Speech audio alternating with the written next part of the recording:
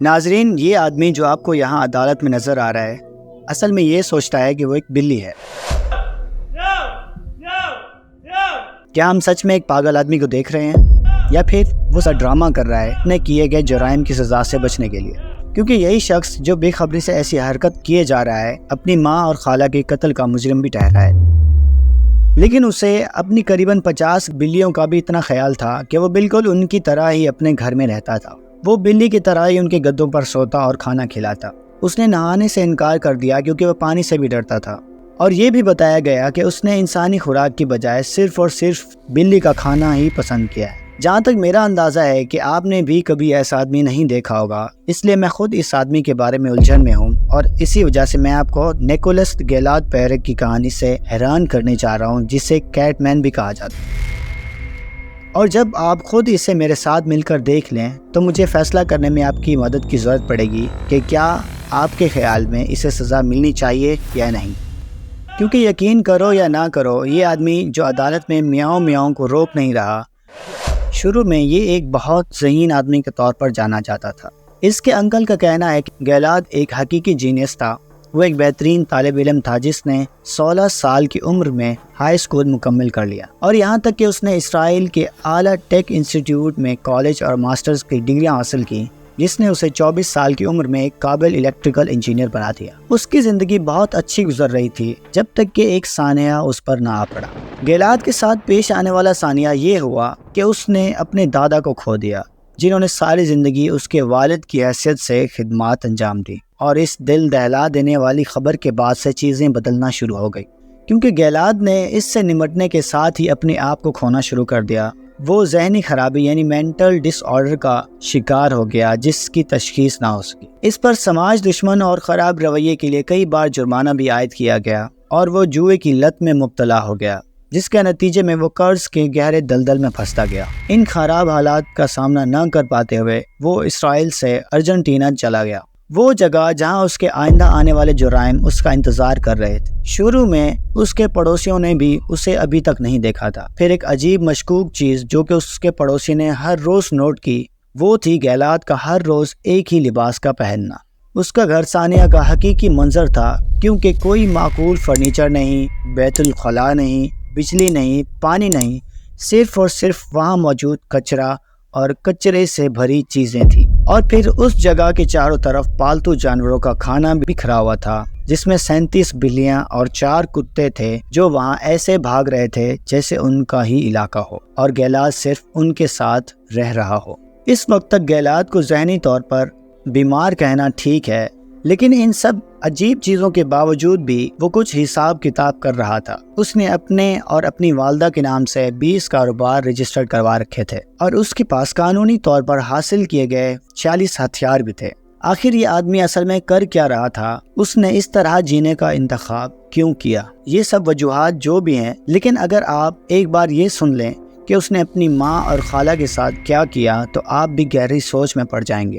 جنوری 2019 جب گیلاد کی ماں اور خالہ نے اسرائیل سے ارجنٹینا تک ایک دن کے لیے اس سے ملنے اور یہ دیکھنے کے لیے فیصلہ کیا کہ وہ کیسا ہے، کیا کر رہا ہے، انہوں نے یہ تصور بھی نہیں کیا تھا کہ گیلاد اس حالت میں رہ رہا ہوگا۔ گیلاد کا رہن سہن لوگوں سے مختلف تھا، جس کی وجہ سے لوگ اس سے دور رہنا پسند کرتے، اس لیے یہ کوئی نہیں جانتا تھا کہ گیلاد کی ماں اور خالہ کے ساتھ کیا ہوا ہے۔ لوگ صرف اتنا جانتے تھے کہ اس کی ماں اور خالہ کے یہاں آنے کے بعد گیلاد نے مبینہ طور پر ان دونوں کے لاپتہ ہونے کی اطلاع دی تھی۔ اس چیز نے پولیس کو سرچ آپریشن شروع کرنے پر مجبور کیا، لیکن جو انہوں نے ٹریس کیا وہ انہیں واپس گیلاد کی طرف لے آتا۔ جلد ہی انہیں اس کے گھر میں خون سے لت پت ایک شرٹ اور سیمنٹ کا ایک تھیلا ملا، اور یہیں سے انہیں باقی سب کچھ بھی مل گیا۔ اور ناظرین، مجھے امید ہے کہ آپ ابھی کچھ کھا نہیں رہے ہوں گے، کیونکہ گیلاد کے گھر سے ملنے والے ثبوت آپ سب کو حیران کر دینے والے ہیں۔ گیلاد کے گھر کے اندر پولیس کو اس کی ماں اور خالہ کی لاشیں ملی جو پتھروں میں چھپی ہوئی تھی،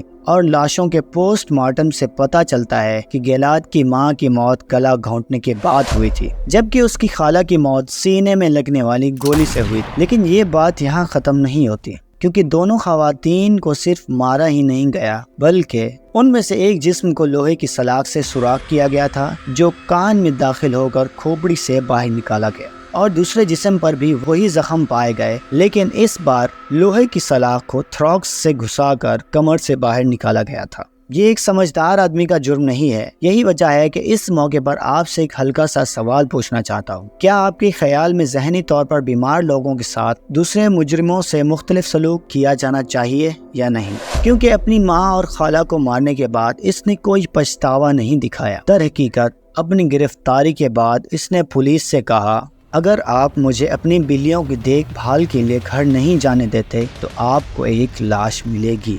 ناظرین، اسے اپنے خاندان سے زیادہ اپنی بلیوں کا خیال تھا اور اس کی دماغی صحت بہت بگڑ چکی تھی۔ اس نے ایسی حرکتیں کرنا شروع کر دی جیسا کہ آپ یہاں دیکھ سکتے ہیں، بہت ہی عجیب و غریب حرکات کرتے ہوئے، اور یہاں تک کہ گڑ گڑانا، غرانا اور اصلی بلی کی طرح پنجے مارنا۔ اسی دوران پولیس حکام کا کہنا تھا کہ وہ عام طور پر کھانے سے بھی انکار کرتا ہے، وہ صرف اپنے لیے دودھ اور بلی کے کھانے کی درخواست کرتا ہے، وہ نہانے سے انکار کرتا ہے، وہ صرف اپنے جیل کے فرش پر ہی پیشاب کر دیتا ہے۔ پیارے ناظرین، آئیے واپس 26 اکتوبر 2021 پر چلتے ہیں، جب وہ اپنے عدالتی مقدمے کے آغاز پر پیش ہوا تو جج کے پاس عدالت میں اس کا یہ عمل ناقابل برداشت تھا۔ گیلاد عدالت میں لگاتار 55 بار ان الفاظ کو دہراتا رہا اور جج اس قدر مایوس ہوا کہ اس نے اسے باہر نکلنے کا حکم دے دیا۔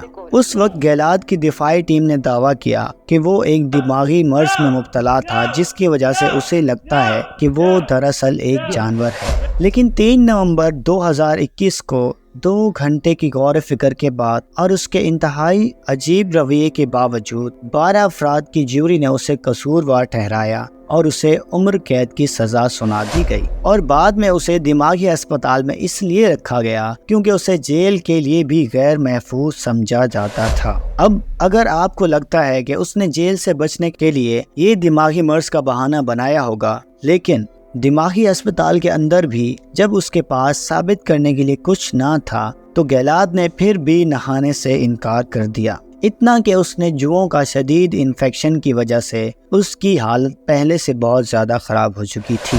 ایک چیز جس کی گیلاد کو اس وقت سب سے زیادہ ضرورت تھی وہ تھی اس کی حالت پر کی جانے والی تھوڑی سی مہربانی۔ لیکن پھر ان کی دماغی بیماریوں کی وجہ سے معاف کرنا شروع کر بھی دیں تو کیا سمجھدار اور چالاک مجرم اس بیماری کا سہارا نہیں لیں گے؟ تو میں اس بارے میں آپ لوگوں کی قیمتی رائے کا منتظر ہوں کہ اس جیسے لوگوں کے بارے میں آپ کیا سوچ رکھتے ہیں۔ تو چلیے ملتے ہیں اگلی شاندار ویڈیو میں، تب تک کے لیے اللہ حافظ۔